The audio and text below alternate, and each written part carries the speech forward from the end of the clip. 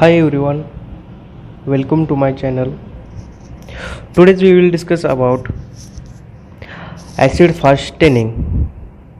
So what is acid fast staining? What are uses? और हम ये किसके लिए यूज़ करते हैं और कौन से बैक्टीरिया जो है इसके लिए हम यूज़ करते हैं आज इसमें देखने वाले हैं। तो आगे स्लाइड देते हैं। इसका इंट्रोडक्शन क्या है?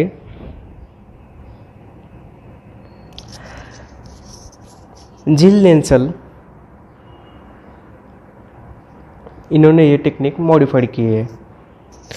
तो ये जो टेक्निक है 1883 में जिल और नीलसन ने टेक्निक डिस्कवर की थी। तो क्या है? It is the differential staining technique which was first developed by जिल Nielsen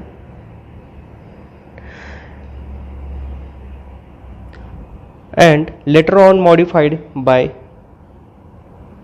Nelson. So this method is also called as Jill Nelson. पहले क्या किया था? फर्स्ट डेवलप्ड बाय जिल और later on modified by Nelson. तो कैसे होता है ये देखते हैं हम आगे। नेल्सन in 1883 used Jill's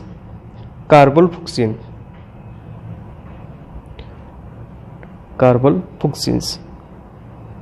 जिल ने पहले क्या यूज़ किया था? कार्बोफुक्सिन यूज़ किया था और and heat then decolourised with acid alcohol और heat then decolourised with an acid alcohol and counter stain with methylene blue. Thus Jill Nelson staining techniques was developed. The main aim of this staining is differentiate bacteria into acid fast group और non acid fast group. ये जो groups है इसमें इसका M जो है वो acid fast bacteria और नॉन एसिड फास्ट बैक्टीरिया का डिस्कवर किया था। So this methods is used for those microorganism which are not staining by simple or gram staining method. Particularly the member of genus Mycobacterium are resistant and can only be visualized by acid fast staining. ये जो procedure है वो differential process है और इसको simple staining से हम use नहीं करते। जैसे कि हमने इससे पहले हमने डिस्कस किया था ग्राम स्टेनिंग के बारे में और इसकी वजह से ये डिफरेंशियल है। और उसमें क्या किया था हमने? काउंटर स्टेन के लिए सेप्रेनिन यूज़ किया था। तो इसमें हम क्या करने वाले हैं? मिथिलीन ब्लू यूज़ करने वाले हैं। तो माइकोबैक्टीरियम के दो स्पीसीज़ है। तो आपको मालूम होगा ट्यूबरकुलोसिस हम जनरली उसको टीबी बोलते हैं। तो वही ये माइकोबैक्टीरियम का एग्जाम्पल है। तो उन्होंने क्या किया था? माइकोबैक्टीरियम ट्यूबरकुलोसिस को एसिड फास्ट करने के लिए यूज कर। तो माइकोबैक्टीरियम ट्यूबरकुलोसिस क्यों लिया? उसमें प्रेजेंस क्या है? उसके साइड में माइकोलिक एसिड प्रेजेंस है। और ग्राम स्टेनिंग में हम जनरली यूज़ किए थे वो उसमें क्या है? टिकोइक एसिड प्रेजेंट रहता है। तो दोनों में डिफरेंस क्या है? उसमें ग्राम स्टेनिंग में टिकोइक एसिड प्रेजेंट रहता है साइड में और इसमें माइकोलिक एसिड रहता है। तो माइकोबैक्टीरियम ट्यूबरकुलोसिस उसका हम टीबी बोलते हैं। इसको क्या कहेंगे जनरली हम? Is mycobacterium tuberculosis is a species of pathogenic bacteria in the family of mycobacteriaceae and the causative agent of tuberculosis. First discovered in 1882 by Robert Koch. Mycobacterium tuberculosis has an unusual waxy coating on its cell surface primarily due to presence of mycolic acid. ये जो first discover किया था किसने किया था? Robert Koch ने किया था. कहाँ पे, कौन से साल में? 1882 में किया था. और दूसरा है उसमें माइकोबैक्टीरियम लेप्री. तो माइकोबैक्टीरियम लेप्री क्या है? Mycobacterium leprae is a bacterium that causes leprosy, also known as Hansen's disease, which is a chronic infectious disease that damages the peripheral nerves and targets the skin, eyes, nose and muscles. ये इसके examples है.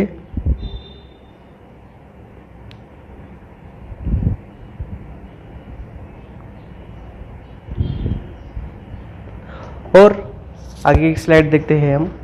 ये इसका introduction हमने general discuss किया. Mycobacterium के कौन से दोनों एग्जांपल्स है? माइकोबैक्टीरियम ट्यूबरक्यूलोसिस और माइकोबैक्टीरियम लेप्रोसिस. यहाँ पे मैंने पहले बताया था.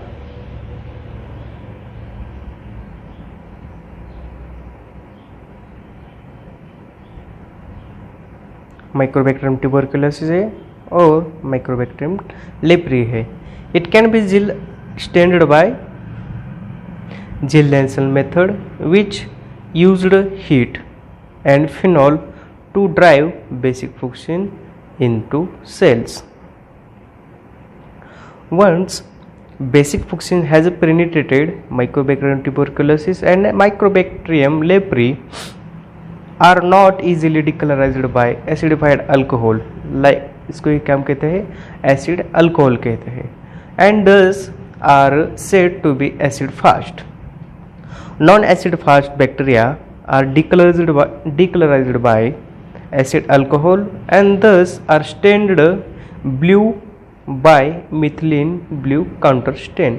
जब इसको ट्यूबरक्यूलोसिस जब स्टेनिंग करते हैं हम उसको एसिड अल्कोहल से, तो एसिडिक रहता है उसका नेचर.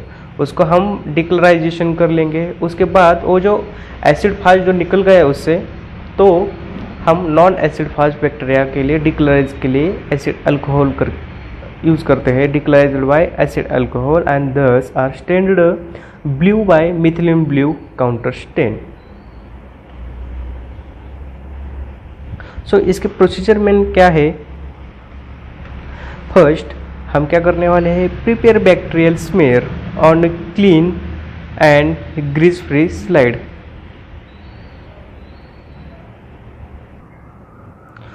तो हम इसमें क्या करने वाले हैं?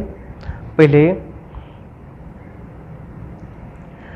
Prepare bacterial smear on clean and grease free slide using sterile techniques. Okay, तो हमने ग्राम स्टेनिंग में क्या किया था? स्मेयर बनाया था. स्मेयर कैसे बनाया था? वो दो बर्नर के बीच में स्लाइड लेके स्लाइड पे हमने वायर लूप से स्मेयर किया था. वो जो पहले हमने ग्राम स्टेनिंग में क्या किया था? तो पहले हमने इकोलाई या कौन से भी बैक्टीरिया हो, कौन सा भी सस्पेंशन हो, हमने उस पर लिया था. तो इसमें हम क्या यूज़ करने वाले हैं? जनरली हम इसमें स्मेयर के लिए स्पुटम सैंपल बोलते हैं उसको. स्पुटम सैंपल लेने वाले हैं. ये है स्पुटम सैंपल. तो स्पुटम क्या है? Sputum a mixture of saliva and mucus cuffed up from the respiratory tract, typically as a result of infection or other disease, and often examined microscopically to aid medical diagnosis. This is sputum. And what causes sputum? Sputum is made up of from secretion from cells lining the respiratory tract. Dead cells, foreign matter that is breathed into the lungs, such as tar from cigarette and air pollutants and white blood cells and other immune cells. In infections, bacteria may also be present in a sputum. जैसे कि हम cigarette का example ले लेंगे, जैसे cigarette smoker जो है वो स्मोकिंग कर लेंगे और उसमें जो टार जो है हमारे स्पुटम सैंपल में जाएगा और उसको वो इन्फेक्शन करना स्टार्ट कर लेगा। वो पहले दिखाई नहीं देता, एक दो दिन में, कुछ महीने बाद उसको इन्फेक्शन होना स्टार्ट हो जाएगा। This is a sputum. तो क्या है, हमने स्मेयर किया, grease please right, sterile technique, using sterile technique, क्योंकि स्टराइल टेक्निक मेंटेन करना जरूरी है क्योंकि ये माइकोबैक्टीरियम ट्यूबरक्यूलोसिस का एग्जाम्पल है। माइक्रोबैक्टीरियम टीबी जो है बहुत ही खतरनाक डिसीज़ है, तो हमें इसको बहुत ही अच्छे से तरीके से हाइजीनिक कंडीशन मेंटेन करनी होगी और स्टराइल कंडीशन मेंटेन करनी होगी, क्योंकि इसका इन्फेक्शन हो गया तो आपको टीबी हो सकता है। तो क्या कर लेंगे, पहले हम clean and grease free slide using sterile technique, allow smear to air dry and then heat fix. इसमें हम क्या करने वाले हैं, पहले हीट फिक्स करने वाले हैं। हीट फिक्स क्यों करेंगे, क्योंकि ये बहुत ही डेंजरस डिसीज है, इसी की वजह से हमें इन्फेक्शन हो सकता है, इसलिए इन्होंने ये प्रोसीजर मेंटेन किए। तो इसमें क्या करना है, दूसरी स्टेप, थर्ड स्टेप क्या है, अल्कोहल फिक्सेशन है। This is the recommended when the smear has not been prepared from sodium hypochlorite, इसको ब्लीचिंग पाउडर बोलते हैं हम, ठीक है, treated with a sputum and will not be stained immediately. Mycobacterium tuberculosis is killed by bleach and during the staining processes. Heat fixation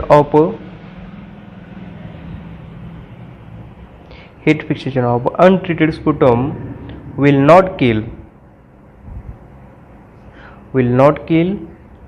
Mycobacterium tuberculosis, whereas alcohol fixation is bactericidal. Okay, तो इसमें हमें bleaching powder use करनी है, उसको ही हम क्या बोलते हैं, हाइपोक्लोराइड। इससे हम उसको ट्रीट कर लेंगे तो वो किल हो जाएगा अच्छे से। और उसको क्या कर लेंगे, cover the smear with carbolfuchsin stain, उसको उस पर हम क्या कर लेंगे, कार्बोफुक्सिन का स्टेन एडिशन कर लेंगे। और उसके बाद स्टेप है 5 नंबर की, heat the stain until vapour just begins to rise 60 degree Celsius, do not overheat, allow the heated stain to remain on the slide for 5 minutes. Okay, इसको हमें ज़्यादा हीटिंग नहीं करना है बर्नर के आगे, ठीक है। पहले हमने क्या किया था, स्लाइड प्रिपेयर किया था, उसमें क्या किया, हमने स्मेयरली यूज़ किया। उसके बाद हमने सोडियम हाइपोक्लोराइड से उसको हीट फिक्सेशन और अल्कोहल फिक्सेशन कर लिया उसमें। उसके बाद हमने क्या किया, उस पर कार्बोफुक्सिन डाल दिया और उसके बाद उसके नीचे हमने बर्नर रख दिया और बर्नर से उसको हीट फिक्स कर लिया। और ज़्यादा भी हीट फिक्स नहीं, उसको वेपराइज होना चाहिए, ज़्यादा 60 डिग्री के आगे हीट नहीं होना चाहिए, जैसे नॉर्मली होना चाहिए। उस पर हीट फिक्स कर लिया उस पर, और do not over heat, allow the heated stain to remain on the slide for 5 minutes. And the 6th step is heating the stain. So great care must be taken when heating the carboxylation, especially chemical, has collected to prevent staining. Only a small flame should be applied under the slide and ignited swab previously dampened with a few drops acid alcohol is like 70% volume by volumes. Ethanol or methanol. Do not use large ethanol soaked swab because this is a fire risk. Okay ज़्यादा हमें swab नहीं लेना है क्योंकि हम 70% alcohol use कर रहे हैं, ज़्यादा वो फ्लेमेबल है, इसलिए ज़्यादा हम अल्कोहल नहीं यूज़ कर रहे बर्नर के साइड में। तो आगे की स्टेप है wash off stains with clean water. Note that when tap water is not clean, wash the smear with filter water or clean boiled rainwater. And the eighth step is cover the smear with 3% volume by volume acid alcohol for 5 minutes or until the smear sufficiently decolorized is that pale pink. Caution: acid alcohol is a flammable, therefore use it with care well away from an open flame. जैसे पहले बताया, flammable होने की वजह से alcohol, इसको अच्छे से हमें कैरी करना है और एसिड अल्कोहल इस पे स्मेयर करके कितने मिनट के लिए करना है, हमें 5 मिनट के लिए यूज़ करना है। Wash well the clean water. Cover the smear with a malachite green stain for 1 to 2 minutes, using the longer time when the smear is thin. हमें उस पर क्या करना है, क्या यूज़ करना है, malachite green stain for 1 to 2 minutes. Wash off stain with clean water. Wipe the back of the slide clean and place it in a draining rack for the smear to air dry. Do not blow dry. Okay हमें क्या करना है, उसे air dry करना है, blotting paper से हमें use नहीं करना है क्योंकि इसके इन्फेक्शन होने के चांसेस हो सकते हैं। तो उसके बाद हमें क्या करना है, ये हो गए हमारे प्रोसीजर कंप्लीट। और उसके बाद है हमें last step examine the smear microscopically using 100x oil immersion objectives. Okay ये हो गए हमें, और उसके बाद हमें माइक्रोस्कोप के नीचे यूज़ करना है और माइक्रोस्कोप के नीचे देखना होगा कि वो कैसी स्लाइड दिखती है। तो आगे की स्लाइड में देखते हैं। So mycobacterium tuberculosis visualisation using the Ziehl Neelsen technique. जब हम 100x माइक्रोस्कोप के नीचे देख लेंगे इसको, तो हमें कुछ इस तरह से बैक्टीरिया दिखना स्टार्ट हो जाएंगे उसमें। सो ऐसे दिख गए तो हम कन्फर्मली कह सकते हैं the patient suffering from mycobacterium tuberculosis. Okay ये जो टेक्निक यूज़ करते हैं ज़्यादा से ज़्यादा, वो DMLT के स्टूडेंट या DMLT में यूज़ करते हैं। जैसे कि हम लेबोरेटरी में यूज़ नहीं कर सकते हैं ये माइक्रोबैक्टीरियम ट्यूबरकुलोसिस, क्योंकि जनरली स्टूडेंट जो है हाइजीनिक कंडीशन मेंटेन नहीं करते हैं।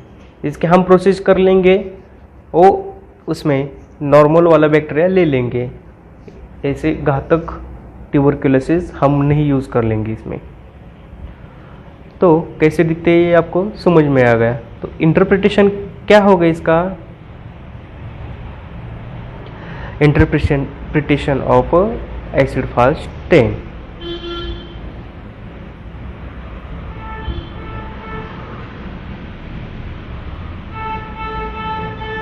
ये देखो acid fast bright red to intensive purple, ये यहाँ पे दिखाया है मैंने, bright red to intensive purple red. Red straight or slightly curved rods occurring singly or in small groups may appear beaded non-acid.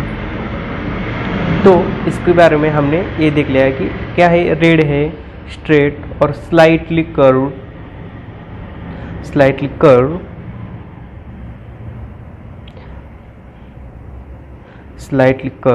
rods occurring singly or small groups may appear beaded. And non acid fast में कौन सा colour दिखता है, ये blue colour दिखता है. This is acid fast staining techniques. So thank you. If you my like content, please subscribe, share और likes और कमेंट्स. कुछ ऐसे वीडियो हम लाएंगे. So thank you everyone.